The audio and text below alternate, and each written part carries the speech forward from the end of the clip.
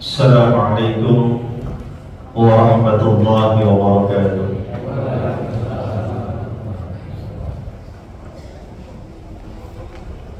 Alhamdulillah alladzi awjaba 'alaina as-siyam wa nadaba 'alaina al-qiyam. أشهد أن لا إله إلا الله وحده لا شريك له ذو الجلال والإكرام وأشهد أن سيدنا ونبينا محمدا عبده ورسوله المبعوث رحمة للعالمين من خير الأنام. اللهم صل وسلم وبارك على هذا النبي الكريم وعلى آله وأصحابه وذريته أجمعين إلى يوم حق معلوم. أما بعد، أيها الحاضرون الكرام، para bapak, para ibu jamaah, saudara dan anak-anakku sekalian yang dirahmati dan diberkahi Allah Subhanahu wa Ta'ala. Kembali dipertemukan kita oleh Allah di masjid yang mulia ini di malam ke-23 Ramadan. Semakin bersemangat kita, wahai para pejuang Lailatul Qadar, untuk sama-sama meningkatkan amaliyah puncak Ramadan kita, memaksimalkan seluruh potensi yang ada di dalam diri kita untuk sama-sama menyembah, untuk sama-sama bersujud kepada Allah Subhanahu wa Ta'ala. Tentunya yang kita inginkan adalah sa'idun fid dunya wa sa'idun fil akhirah, bahagia di dunia dan juga bahagia di akhirat kelak. Amin ya rabbal alamin. Hadirin jamaah salat tarawih Masjid Al-Muhajirin yang dirahmati Allah Subhanahu wa Ta'ala. Di awal tadi saya menyatakan ada kalimat sa'idun fid dunya wa sa'idun fil akhirah. Kelompok pertama adalah orang yang menginginkan kehidupan bahagia di dunia dan di akhirat. Ada kelompok yang kedua, ada orang-orang yang sa'idun fid dunya wa syaqiyun fil akhirah. Dia bahagia di dunia tapi celaka di akhirat. Dan ada bagian yang ketiga adalah syaqiyun fid dunya wa syaqiyun fil akhirah. Dia celaka di dunia dan juga celaka di akhirat. Kalau berbicara kebahagiaan, tentunya kita sudah sangat mafhum beberapa ayat yang berkait dengan kalimat sa'adah atau kebahagiaan di dunia maupun di akhirat. Tapi kali ini yang saya sampaikan adalah cukup menarik, hadirin dirahmati Allah. Kalimatnya adalah syaqiyyun, yang bermakna kehinaan, kemalapetakaan, atau bahasanya malapetaka, kesulitan, kesusahan yang ada di dunia. Kalau melihat kalimat syaqiyun, hadirin rahmati Allah, akar katanya adalah syaqa yashqi. Nanti kita akan membahas di Quran surah Maryam ayat yang keempat. Kemudian di Quran surah Maryam ayat ke-32. Kemudian di Quran surah Taha ayat yang kedua. Dan yang terakhir adalah di Quran surah Taha ayat yang ke-123. Allah menyebutkan 4 kali kalimat syaqiyun dengan turunan kata asalnya, yakni syaqa yashqi. Yang pertama, hadirin rahmati Allah, di Quran surah Maryam ayat yang keempat. Ayat ini bercerita tentang sosok Nabi Allah Zakaria alaihi salam. Beliau memohon kepada Allah dengan kalimatnya, qala rabbi inni wahana al-'azmu washta'ala ar-ra'su shayban wa lam akun bidu'aika rabbi syaqiyya. Nabi Allah Zakaria mengatakan atau berdoa kepada Allah, Rabbi inni wahanal 'azmu, wahai Tuhanku, saya ini sesungguhnya tulangnya udah lemah. Washta'ala ar-ra'su syaiba, dan juga di kepalaku sudah tumbuh banyak uban. Wa lam akum bi du'aika rabbi syaqiyya, dan saya tidak pernah merasa dikecewakan ketika saya berdoa kepada Engkau ya Allah. Hadirin, kita tahu Nabiullah Zakaria dalam usia yang sudah sangat tua, Allah belum berikan keturunan.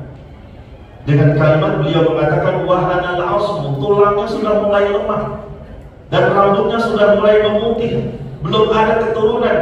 Tapi ada optimis yang luar biasa dari beliau, apa? Walam akum bi du'aika rabbi syaqiyya, dan saya tidak pernah merasa kecewa kalau berdoa kepada Engkau ya Allah. Jadi kunci kemelaratan atau kesulitan orang yang ada di dunia, Allah mengingatkan kepada kita, biasanya orang tersebut itu malas berdoa kepada Allah Subhanahu wa Ta'ala. Nabi Zakaria mengajarkan sesulit apapun perjalanan kehidupannya, ada rasa optimis ketika berdoa kepada Allah. Kalimatnya bidu'aika, doa. Dalam bahasa atau arti bahasa sesungguhnya as-shalat bermakna ad-du'a, salat artinya ad-du'a. Dan ini yang dimaksud adalah walam akum bi du'aika rabbi syaqiyya, saya tidak pernah kecewa kalau meminta kepada Allah.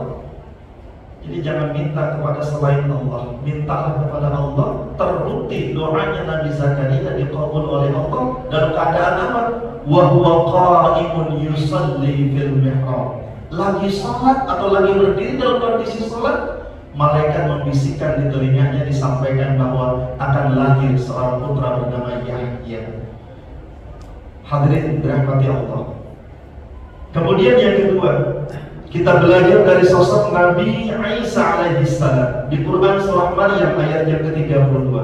Wa barram biwalidati wa lam yaj'alni jabbaran syaqiyya. Dan aku diperintahkan untuk berbuat baik kepada orang tuaku. Wa lam yaj'alni jabbaran syaqiyya, dan orang tuaku enggak pernah menjadikan aku anak yang sombong atau anak yang celaka. Hadirin dirahmati Allah, dalam kisah Nabiullah Isa alaihissalam membela ibunya Maryam ketika beliau dilahirkan dalam kondisi masih bayi, kemudian membela ibunya. Ana abdullah, saya adalah hamba Allah. Karena sebelumnya Maryam adalah puasa bicara. Falan ukallima al-yawma insiyya. Puasanya Maryam adalah puasa bicara. Ketika Isa lahir, jadilah dia pembela. Di kalimatnya adalah wa barram biwalidati, dan berbuat baik kepada kedua orang tua. Filosofinya apa, hadirin dirahmati Allah? Bisa jadi ada orang yang sekarang urusannya sulit, rumit, gak pernah tembus urusan-urusan proyek misalkan, gagal dalam kehidupannya karena dia bermasalah komunikasi dengan orang tuanya. Ukur sekarang, bagaimana pola komunikasi dengan orang tuanya? Bisa jadi kesulitannya dalam hidup karena dia jelek komunikasi dengan orang tua. Bahkan naudzubillah durhaka kepada orang tua. Nabi Isa berpesan wa barram biwalidati, berbuat baik kepada orang tua. Itu yang kedua, hadirin dirahmati Allah. Yang ketiga, dari Nabi Muhammad SAW kita belajar ma anzalna 'alaikal qur'ana litashqa. Hai Muhammad, kami tidak menurunkan kepada engkau Quran agar engkau menjadi susah. Apa kuncinya, hadirin dirahmati Allah? Kalau nggak mau sulit, nggak mau susah, nggak mau rumit, deketin Quran, baca Quran, komunikasi dengan Quran. Litashqa, agar engkau nggak sulit, nggak susah.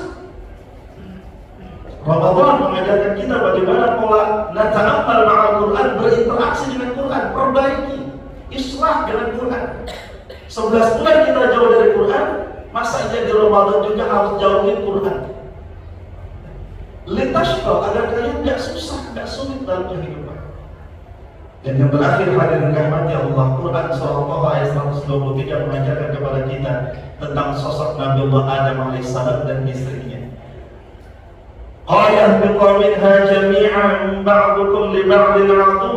فَإِمَّا يَأْتِيَنَّكُمْ مِنِّي هُدًى فَمَنْ تَبِعَ هُدَيَ فَلَا يَضِلُّ وَلَا يَشْقَى. Intinya ayat ini mengingatkan kepada kita ketika Nabi Allah Adam alaihissalam diturunkan dari surga ke alam semesta atau bumi, berpesan, disampaikan bahwa ba'dukum li ba'din adu, di antara kalian itu akan saling bermusuhan antar sesama manusia. Bahkan permusuhan pertama adalah anaknya dari Nabi Allah Adam alaihissalam ketika mereka saling membunuh.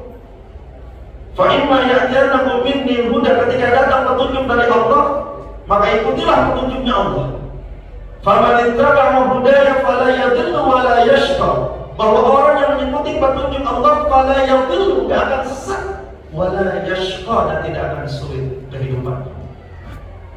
Terbukti Nabi Allah Adam alaihissalam hidupnya diusir dari surga gara-gara melanggar perintah Allah atau petunjuk Allah Subhanahu wa taala. Nah, sekarang mari sama-sama kita ukur dalam kehidupan kita. Bisa jadi ada hal-hal yang rumit, sulit atau ruwet dalam hidup kita. Kita ukur yang pertama, sudahkah kita berdoa kepada Allah Subhanahu wa taala? Kalau sudah, lihat yang kedua, bagaimana pola komunikasi kita dengan orang tua? Apakah baik atau buruk? Ukur yang ketiga, lalu bagaimana komunikasi kita dengan Quran? Kalau tiga-tiganya kita merasa sudah sempurna, sudah baik, lihat yang paling akhir. Apakah semua perintah-perintah Allah atau hidayah petunjuk Allah sudah kita jalankan atau belum? Karena kuncinya sebenarnya ada di empati di dalam kehidupan kita, agar kita menuju kepada sa'idun fid dunya wa sa'idun fil akhirah, bahagia di dunia dan juga di akhir. Mari sama-sama kita kejar di malam ganjil 23 ini untuk mencapai kebahagiaan kita. Bahagia yang luar biasa, bahagia yang tidak bisa diukur dari materi atau apapun ketika setiap orang mendapatkan Lailatul Qadar. Mudah-mudahan kita ditakdirkan oleh Allah untuk mendapatkan Lailatul Qadar.